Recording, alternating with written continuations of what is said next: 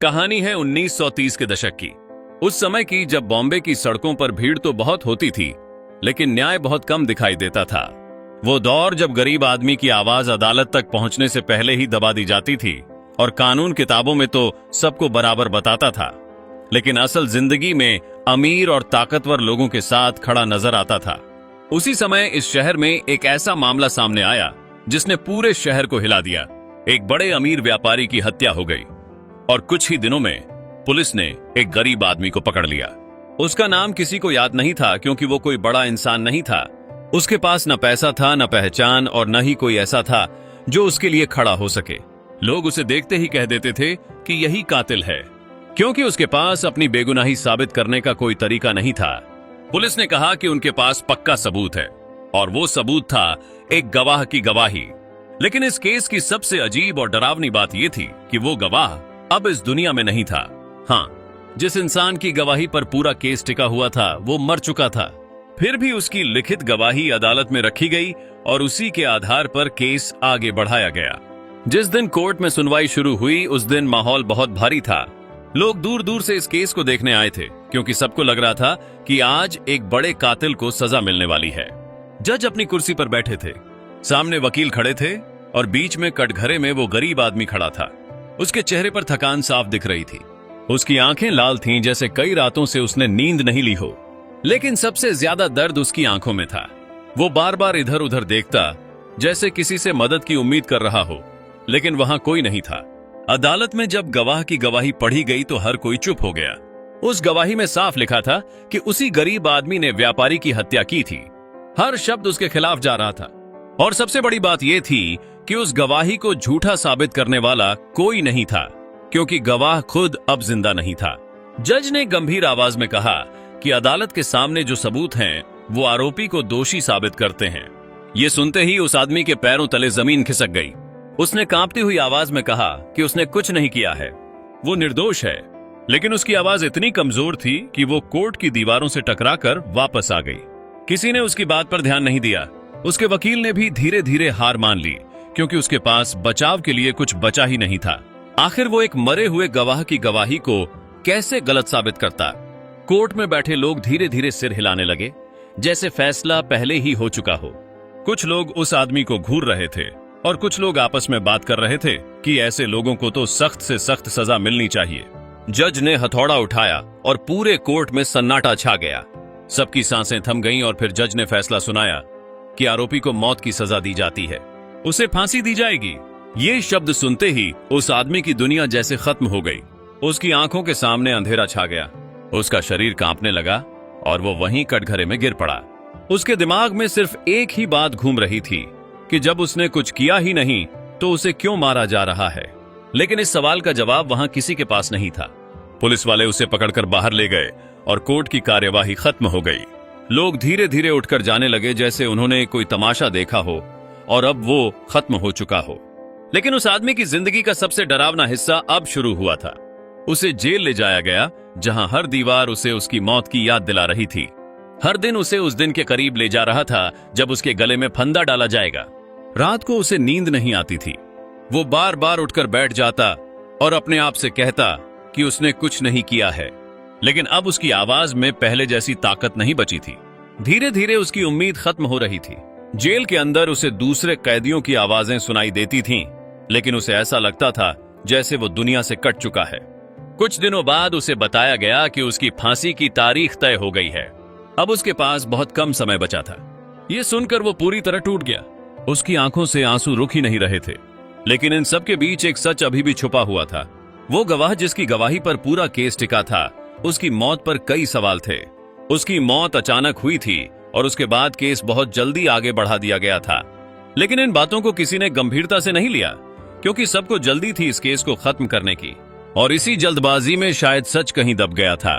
लेकिन उसी शहर में उसी समय एक ऐसा इंसान भी था जो इस केस को ध्यान से देख रहा था। वो हर छोटी छोटी बात पर गौर कर रहा था। उसने इस केस की फाइल उठाई और एक एक पन्ना पढ़ना शुरू किया।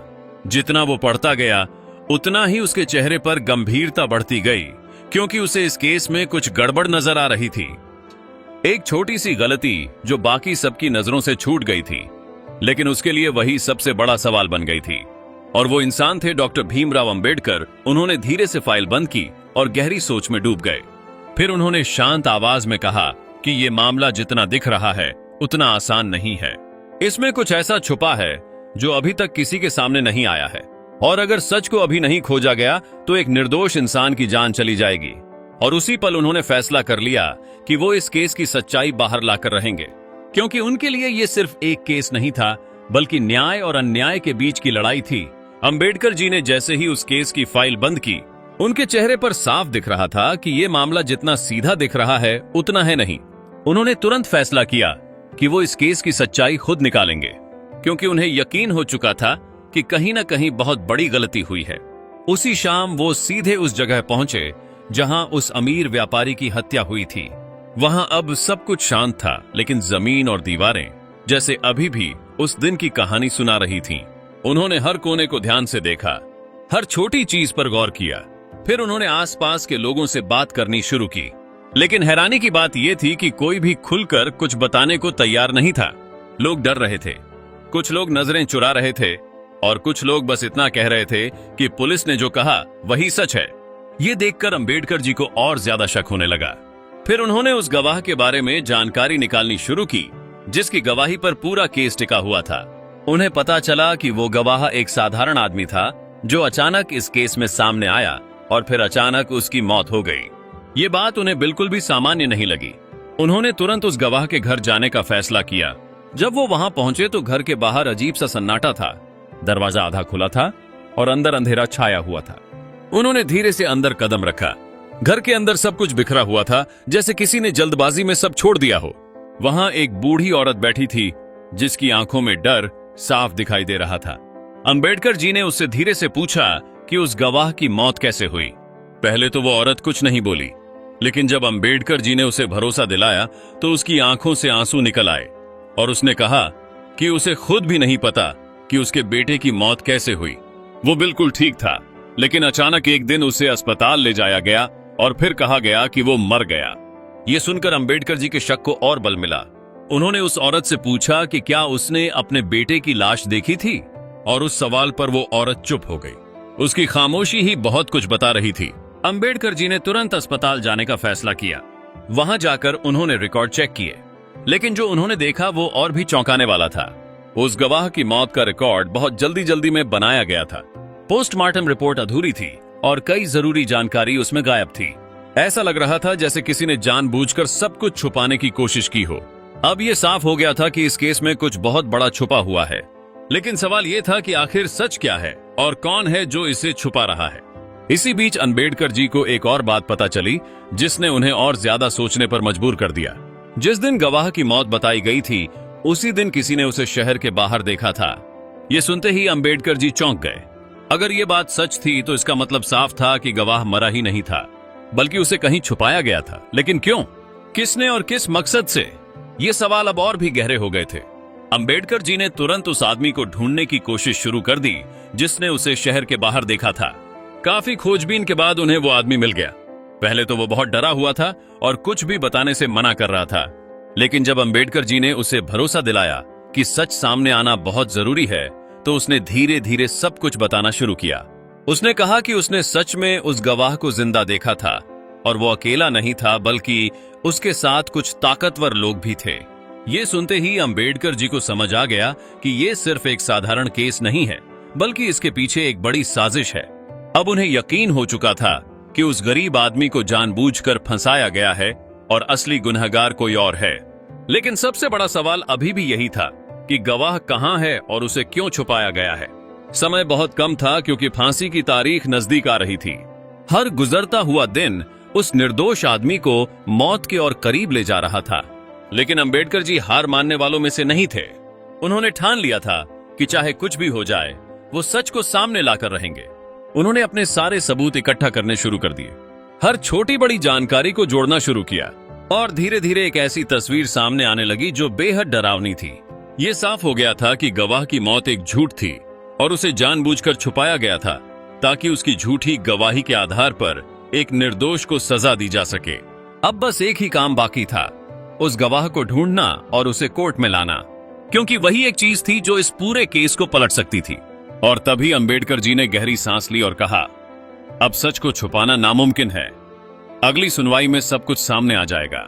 अगली सुनवाई का दिन आ चुका था और आज कोर्ट के बाहर असामान्य भीड़ जमा थी, जैसे पूरे शहर को इस फैसले का इंतजार हो जो किसी एक इंसान की जिंदगी ही नहीं बल्कि न्याय की साख भी तय करने वाला था। अंदर कोर्ट में हर सीट भरी हुई थी। लोगों की फुसफुसाहट, पत्रकारों की हलचल और माहौल में फैली बेचैनी साफ महसूस हो रही थी।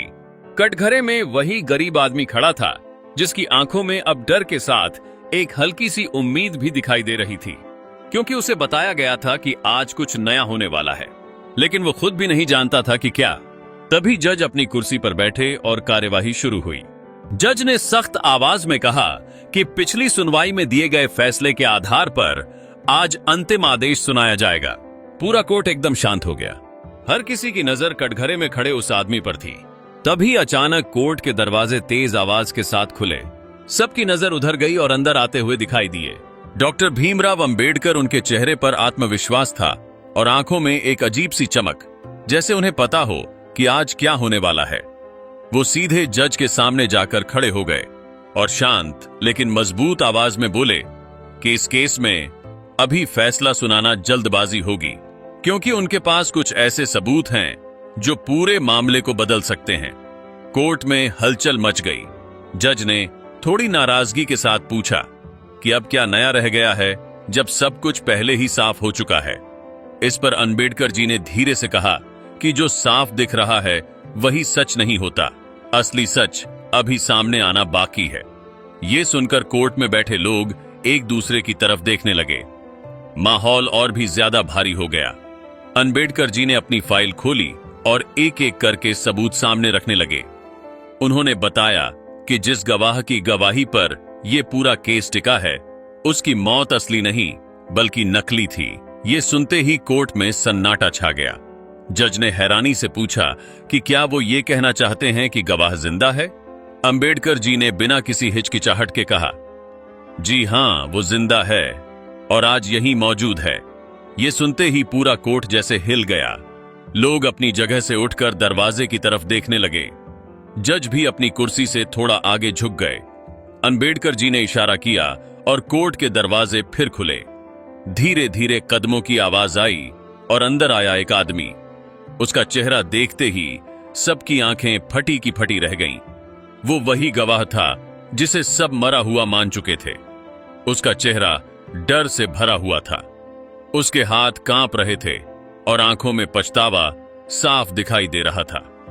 कोर्ट में बैठे लोग हैरानी से एक दूसरे को देखने लगे।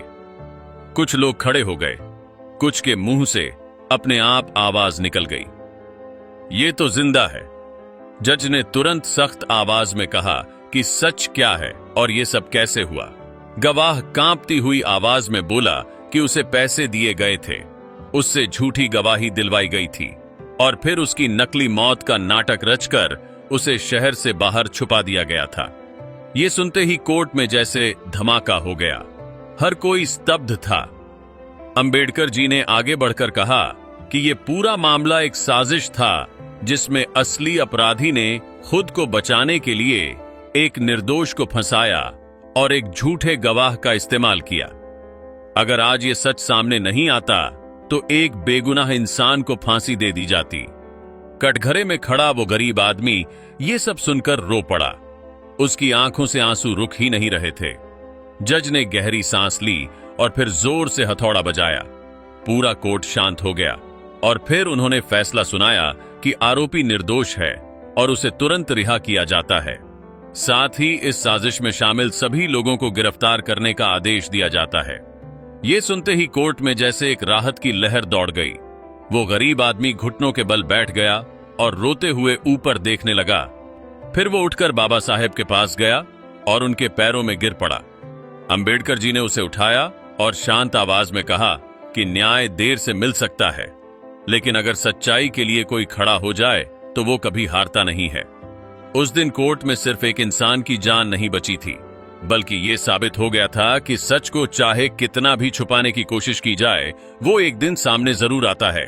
और अगर उस दिन अंबेडकर जी नहीं आते तो शायद एक निर्दोष इंसान हमेशा के लिए इस दुनिया से चला जाता। डॉक्टर अंबेडकर सिर्फ एक नाम नहीं, न्याय की आवाज हैं। वो शख्स जिन्होंने हर कमजोर के लिए खड़े होकर सच को जीत दिलाई, जिन्होंने दिखाया कि कानून किताबों में नहीं, इंसाफ दिलाने में जिंदा रहता है। ऐसे महान इंसान को सलाम। अगर आपको ऐसी सच्ची और प्रेरणादायक वीडियो पसंद हैं तो अभी इस चैनल को सब्सक्राइब करें, वीडियो को लाइक करें और शेयर जरूर करें ताकि हर किसी तक ये सच पहुंच सके। जय भीम, जय संविधान।